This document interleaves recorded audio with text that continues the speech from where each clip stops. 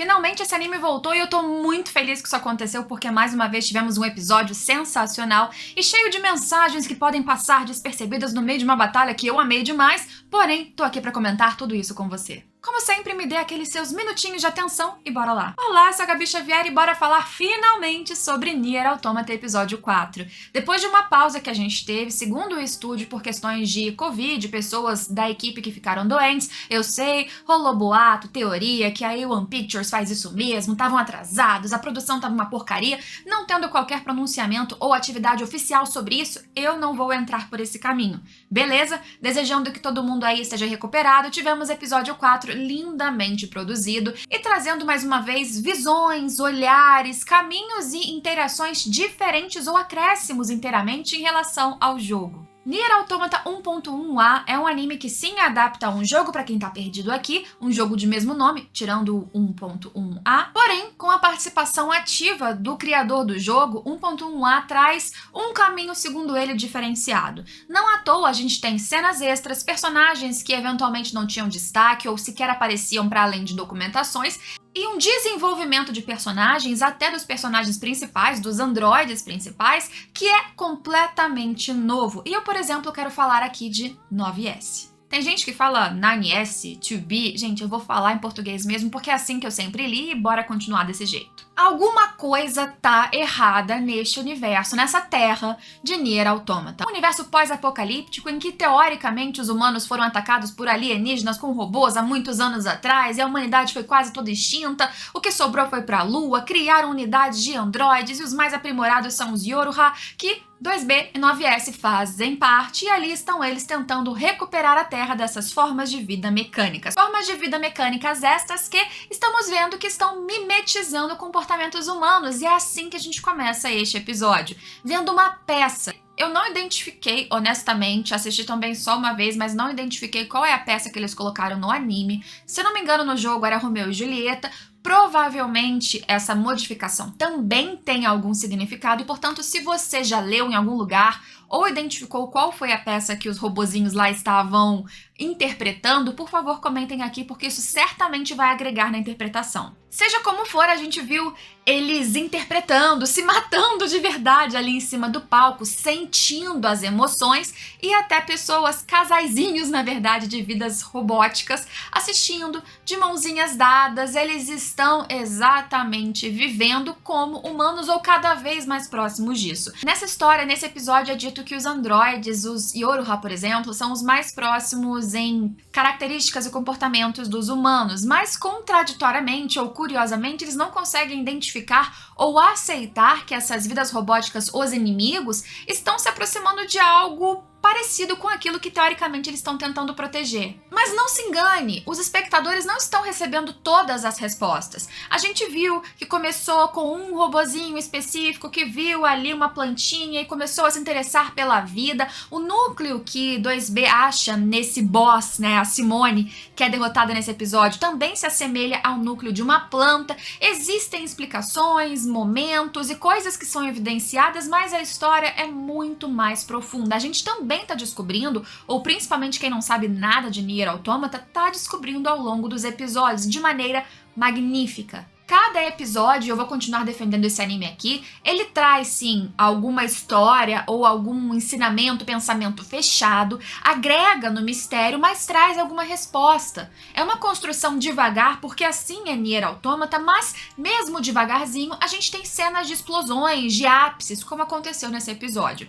Nós tivemos a verdadeira boss fight, com direito à trilha sonora, exatamente como é nessa cena do jogo, uma sequência de ação que eu achei muito boa, a robô Simone, já adiantando aqui, ela tem bastante elemento em 3D, coisa que a gente não teve, por exemplo, no último episódio lançado, mas porque ela é uma composição robótica mais complexa. Tem vários elementos, tem várias texturas, movimentações rápidas e certamente, mais uma vez, esse é o caminho natural da indústria, faz sentido que seja 3D. Diferente da nave, de algumas coisas dos primeiro e segundo episódio, aqui não me incomodou. Eu identifiquei, eu percebi que era diferente, ele naturalmente se destaca destaque em relação a outras composições 2D na mesma tela, mas não me incomodou. Não sou das pessoas que vão ficar aqui xingando, pelo menos até esse momento, o 3D ou a computação gráfica de Nier Automata 1.1a, mas se você discordar de mim, comente aqui. Pra mim, esse episódio foi um globo perfeito de apresentação a mais sobre os robôs, mistérios e desenvolvimentos interessantes sobre 2B e 9S extremamente agressivos já de cara, ou pelo menos com ódio total pelas vidas mecânicas, e um fechamento dramático sobre a chefona, a cantora de ópera, a robô que foi ali juntando vários androides mortos, né, corpos que foram modificados ou hackeados ainda vivos. Se é que a gente pode utilizar o termo vida para algo que é mecânico, até isso é um ponto interessante sobre Nier. Enfim, ela não teve uma explicação muito profunda e eu sei que algumas pessoas podem sentir falta disso. Ou porque quando ela vai ser hackeada, o anime trabalha bastante isso, o 9S entra ali na sua mente e tem várias informações, easter eggs e coisas meio confusas e extremamente simbólicas, mas nada muito explícito. Então talvez quem tá assistindo não entenda muito bem por que aquela robô fez aquilo, por que ela tava atacando, porque tem vários ali androides que foram destruídos, incorporados, canibalizados, vamos dizer assim, numa visão mais mecânica da coisa. Mas eu acredito que essas explicações virão depois. O anime, ele até tá mais acelerado para deixar explícito ali as relações e mistérios um pouquinho neste universo do que no jogo, que tem várias rotas diferentes e você vai complementando informações com cada vez que você zera de novo o jogo. Aqui eu acho que tá indo num passo mais acelerado, mas os mistérios precisam continuar, porque faz parte desse mundo, faz parte dessa narrativa.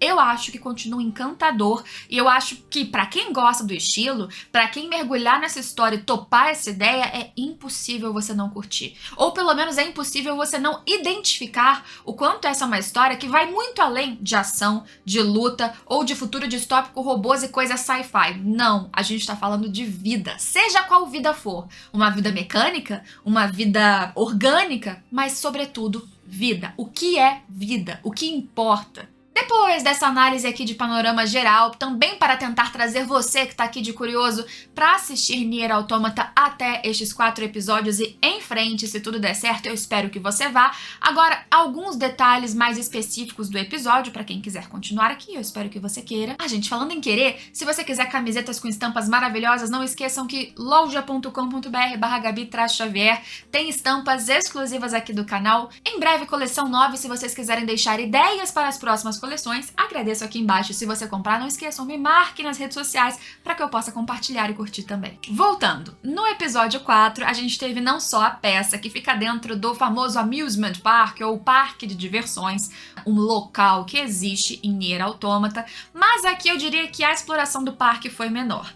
Em questão de gameplay, isso sempre vai ser mais proveitoso em qualquer adaptação, mesmo numa adaptação live action que eu acho que está sendo extremamente bem sucedida, como The Last of Us. Aqui também teremos naturalmente cortes de cenários, de explorações que o game leva horas, mais de 100 horas jogando, para você curtir e ler, pegar documento e explorar e ter várias cutscenes. Aqui a coisa é mais compacta. Mas antes deles chegarem nesse parque, existe uma conversa ali com o Jackass, com os líderes da Resistência, que são outros androides, porém não do grupo Yoruha de Elite, que tem um contato com uma comandante que tem contato direto com o Conselho Humano da Lua. Mas nessa conversa surge o assunto de novo dessas vidas mecânicas que estão apresentando comportamentos diferentes. Não só isso, eles fazem uma memória ali da última missão que a gente viu no episódio 3, passou tempo, mas aconteceu, né, no último episódio, que foram daqueles 2 seres, robôs mais parecidos com androides, uma mutação que o Conselho Humano neste episódio chamou para comandante lá no bunker de Adão e Eva. E fora essas 2 figuras fortes, rápidas e muito fora da curva, eles também estão vendo várias vezes as formas mais simples de vida mecânica, os robozinhos, atuando de maneira peculiar para o que máquinas mandadas por ETs para matar se comportariam. A gente viu mais ou menos como isso começou, a sementinha que originou esse tipo de comportamento, mas apesar deles verem que tem ali robôs que não atacam, robôs que estão interpretando as reações e sentimentos humanos, por exemplo, o 9S, desde o início, ele sempre foi mais frio em relação a isso. Ah, não, eles estão imitando só para despistar, eles não conseguem, eles não têm a capacidade de produzir algum sentimento. Então, quando alguém levanta essa questão, quando alguém começa a suspeitar desse tipo de evolução, vamos dizer assim, ele já corta, corte seco, tal como ele deu naquela mãe e filha robôs, que não importa que não fossem mãe e filha originalmente, né, que elas tenham mimetizado ou interpretado ou começado a agir como algo que elas viram em algum local. A gente chega nesse final, mas assim, é de cortar o coração, e o anime tá deixando muito claro a diferença de visão e principalmente de posicionamento do 9S. A 2B em relação a ele, apesar de também não ficar, por exemplo, omissa ou com reticências para atacar um inimigo que claramente se mostra como uma ameaça, ou ter pena daqueles robôs, se compadecer, não é exatamente a ação ou o posicionamento dela nesse momento, mas ela fica chocada, por exemplo, no fim com o que o 9S faz, ou ela hesita de uma maneira que ele não hesitou, tanto é que ele fala, não dá para hesitar. Essas diferenças, esses panoramas, essas coisas que estão vindo já que o Yoko Taro tá trazendo para essa visão do anime junto com o estúdio, me deixa curiosa sobre qual será o direcionamento. Eles não só estão fazendo somatórias de rotas, mas eles podem sim trazer um posicionamento, uma finalização, alguma visão sobre a história como um todo e de cada um desses personagens isoladamente diferenciada. E é isso que é maneiro na adaptação. E é por isso que eu admiro muito o criador quando ele aceitou que a adaptação do seu jogo fosse feita, desde que houvesse alguma diferença, porque senão qual o sentido? Precisa ter alguma diferença. Eu concordo com vocês, eu também sou preciosista com as coisas que eu gosto muito, e a gente gosta de uma certa fidelidade, mas quando a gente fala de adaptar, não é mudar a essência, é simplesmente trazer uma experiência diferenciada, ainda que seja com acréscimo simplesmente, para que vale a pena você assistir além de jogar, porque jogar é outra experiência. Se você curte a história, você vai fazer parte do ou dos personagens, você vai atuar, você vai conversar, você vai viver, ter o controle na mão realmente te coloca mais na ação, você luta, você sofre, você morre, você restarta. Então é uma coisa que é insubstituível, sem dúvidas, e é indicado, se você gosta, que vá conhecer a história do jogo também. Mas se o anime tá ali, ele tem que valer a pena, e pra mim ele tá valendo. Acho que é uma produção muito boa sim, uma visão de direção, de criação de roteiro e execução que eu acho que está sendo fundamental para o sucesso de resultado. Não tô entrando em números porque nem tô pesquisando até agora como que tá a Nier, ainda mais por causa dessa pausa. Mas a gente tem que valorizar, porque isso tá muito bom. E quando então no anime finalmente a gente chega no parque de diversões, como eu disse, a coisa é mais rápida, logo eles entram no teatro, mas tem a entrada em que eles são recepcionados por robozinhos que eles não atacam nesse momento, nem o 9S cheio de sangue nos olhos, ou de, sei lá, que material combustível ele tem nos olhos. Parece um ambiente lindo, colorido, tranquilo e feliz, tal como um parque de humanos seria. E eles entram porque eles estão atrás de um sinal, de uma caixa preta. Inclusive, eles recebem a ordem de tentar localizar onde que é tal androide que sumiu e deixou uma mensagem ali de curiosidade sobre um ser que ela encontrou claramente, para onde que ela foi. Porque ela desapareceu, mas não parece que simplesmente foi derrotada. E nesse contexto que eles chegam no teatro, a peça começa a acontecer, 9S descrente de que aquilo possa ser uma representação de sentimentos, ele sequer entende o que está acontecendo, que humanos faziam esse tipo de representação, que é até curioso, né? Porque se os robôs eles estão entrando nessa atuação do que a humanidade seria antes, não seria essa uma grande peça? E essa peça ali que está acontecendo no palco é a peça dentro da peça? Que seja, é claro que eles já ficam em estado de alerta até que vem a cantora, que é a Simone, que é um bicho gigantesco, um robô que agrega vários androides que a gente já tinha visto antes nos camarotes desse teatro, em cruzes, né, assim, era uma coisa bem grotesca mesmo, e eu achei que o anime deixou bem grotesco como tinha que ser pra tela.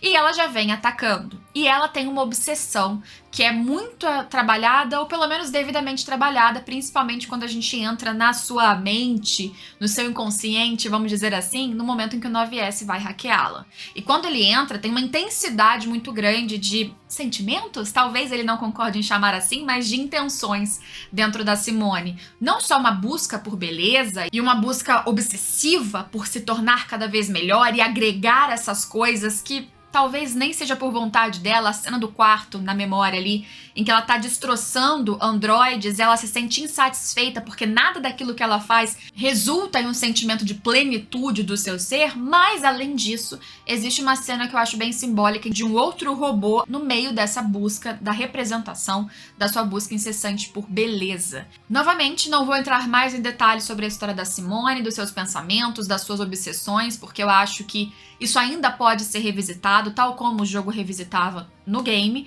então eu não vou dar spoilers do que não precisa ser dado, porque eu acho que essa jornada de segredo de novo é importante. Mas olha que interessante o como ele estava ali dentro de uma complexidade, né, de uma mente que não é simplesmente um rebuscado de dados e de informações e de experiências vividas, mas de novo, sentimentos, imitações de sentimentos, coisas que ele não compreende a tal ponto que ele precisou da ajuda da 2B, que nesse anime ela vai e faz como pode um hackeamento, né, que não seria a princípio a sua função, para ajudar o 9S, e eles conseguem chegar no núcleo parecido com Planta e, enfim, derrotar a Simone, que termina com a fala de "me tornei bela". Que sentimentos, que drama, que busca tão humana que não tem nada a ver com um robô simples, né? Então eles não estão só imitando, você vê que ela já tem uma jornada e uma obsessão que é dela. E que, de novo, o 9S, sobretudo, apesar de qualquer questionamento ou fala do Jackass nesse episódio de talvez eles entrarem no cessar-fogo porque não parecem que todos querem lutar, qualquer coisa, ele é extremamente contra. Ele, quando é questionado sobre, pô, estamos há tantos anos fazendo isso, quanto tempo mais a gente tem que continuar? Ele simplesmente tem que continuar, pragmático, frio, e tem que destruir todos os inimigos. Ele fala, a gente só vai parar até todas essas vidas mecânicas estarem destruídas. E assim ele faz. Não tem jeito, gente, a trilha pra mim me compra, e a trilha foi sensacional, a batalha inteira. Eu acho que as sequências de movimentação, especialmente, foram muito boas. As mesclas, ou seja, montagens ali do lado de fora com 2B e do lado de dentro, na parte ali do hack, tudo isso pra mim casou muito. Ritmo foi incrível. Depois a gente vê finalmente as robozinhas que só estavam ali chegando pra ver a peça, mãe e filha, e a mãe robô, ou pelo menos aquela que se colocava como a mãe robô, implorando pela vida da filha. Que coisa mais humana, não é mesmo? Uma mãe dizendo, me mata, mas deixa minha filha viva. No que 9S vai e pá, corta. Tranquilamente, secamente, rapidamente, fala pra 2B, ô 2B, não pode hesitar, não. Ela tava hesitando, porque ela não tá entendendo aquele contexto, porque não é a isso que eles foram apresentados, e ele mata. E a gente termina, pelo menos pra mim, com um momento muito emocionante, com o adendo de que não tenho muito como comentar isso sem entrar em tantos spoilers, mas eles também inseriram uma cena lá no bunker da comandante do grupo Yoruha, que é a comandante, indo questionar justamente ali o que seria o Conselho da Lua, né? Tem um símbolo da Lua e tal.